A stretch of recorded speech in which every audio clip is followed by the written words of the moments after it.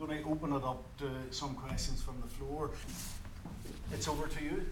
Yeah, we've got one here just in the centre. There's a microphone should be coming. Any other questions? Yeah, and just one up on the yeah.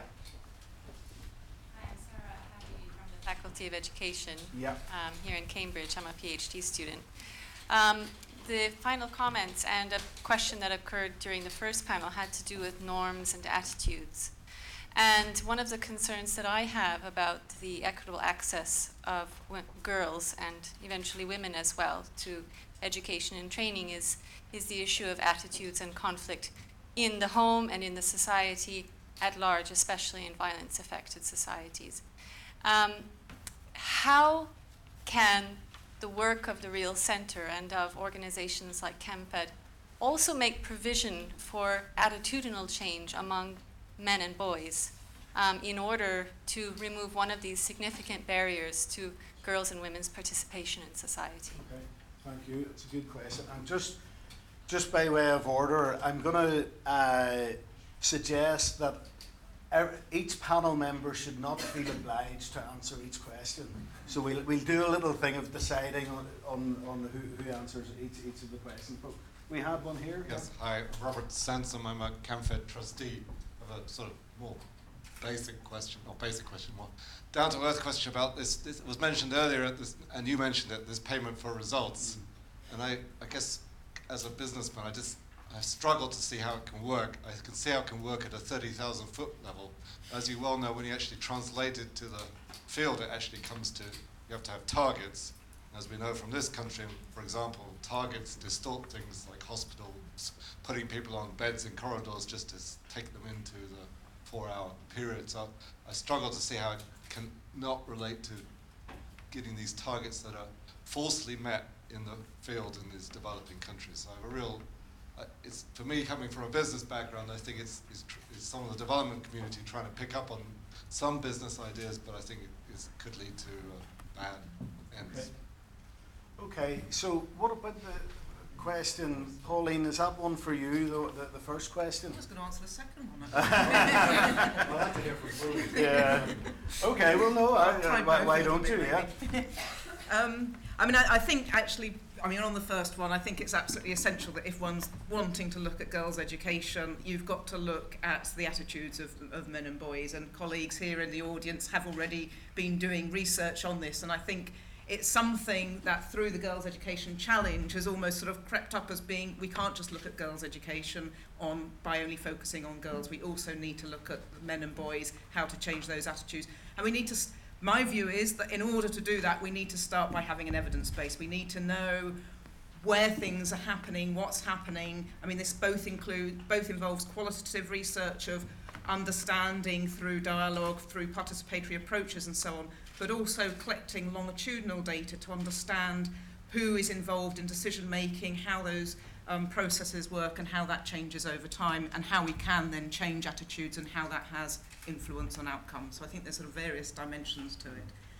I sort of won't fully answer the question on payment by results, and maybe, David, that's actually one for you. But I think it's been quite interesting in relation to the Girls' Education Challenge, because it's probably one of the biggest programs that has institutionalised payment by results, and therefore it's potentially a lot of lessons that can be learned from it. I mean, one of the lessons is that it has actually pushed for having an evidence base. So from my point of view, that's great. That's not the reason to do it, though. So I think from I wasn't going to fully answer the question, but I think from my point of view, the question was more, how can we ensure that we actually incentivise having an evidence base in order to show results without necessarily having to associate it with payments? And I think that's where we need to get to maybe in the next round.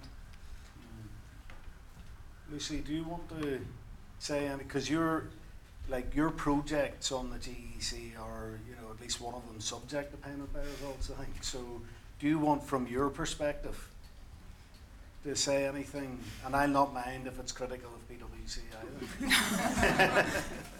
I'll say a few things, but keep it limited. But also just to pick up on the point about engagement of men and boys, because in CAMFED, that is the premise, that is the starting point, that we have to engage all those who have authority in relation to girls' lives if we are going to achieve the successful solutions for the long term in which girls can succeed. And I think it is particularly important when we're looking at the success of girls not just in their progression through school, but also in the challenges that they face beyond school, that if we have not engaged those with influence around girls, then it creates a very problematic context for them to make that transition and step out from school, and then to be expected, as the G7 leaders said, to become entrepreneurs.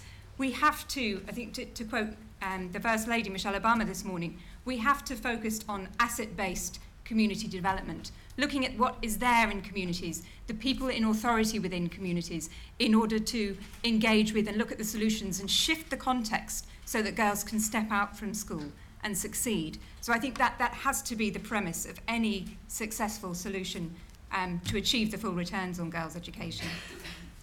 I think on the issue of payment by results, the one thing I would say is that I think one of the risks I think we have to be aware of, particularly in this context of education, is that we don't allow it to become a very reductionist agenda, where we are just focusing on numeracy and literacy, sort of maths and English results, to define what learning outcomes and educational outcomes and quality education means for girls.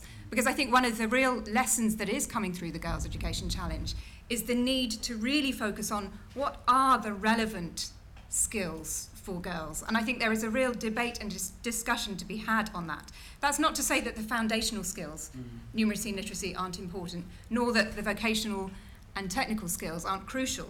But there are also these deep-rooted skills. And I think for marginalised girls in rural areas, we have to get to grips with what that means in order that they have the self-awareness, the confidence to make that transition from school, and for them to face the challenges that they are going to face. As Dr. Bruxka mentioned, if it's 600 million young people leaving school, 90% are going to have to be looking at self-employment. We have to ensure that young people are equipped to face those challenges. And these skills are not easily measured. So we're not going to be able to attach payment by results to them. And that's one of my concerns, is that we don't allow it to become a very reductionist agenda on what quality education means for girls. And if I may also add, especially on the question of attitudes and norms for violence, in addition to working with men and boys, and I think we also need to continue working with the women, because I think when we did some baseline surveys, we found that most women, when violence happens on them, they tend to blame themselves. They feel that they were at fault. That's why something happened to them. But we need to also work in terms of what is acceptable and what is not acceptable with the attitudes of the women. Okay. I mean, just on the payment by results, from my perspective, I mean, we're trying to implement the payment by results regime within the context of this program. I think we're in the middle of the program, so we honestly can't tell what the outcome is going to be from it. What I would say is we've had the National Audit Office in the UK look at what we've been doing on GEC, and they're just this week they're publishing a report on payment by results. It's coming out, I think, tomorrow or Thursday. And they've taken 4 or 5 government departments in the UK and analysed, on welfare reform and on health. And they looked at DFID and they looked at what we were doing on the GEC. And I think, what they said to us was that, the way we were tackling it on the GEC certainly stacked up in terms of their wider experience across government. But the honest piece is, until we run through to the end of the programme, we're honestly not going to have the evidence to know how well or otherwise it incentivises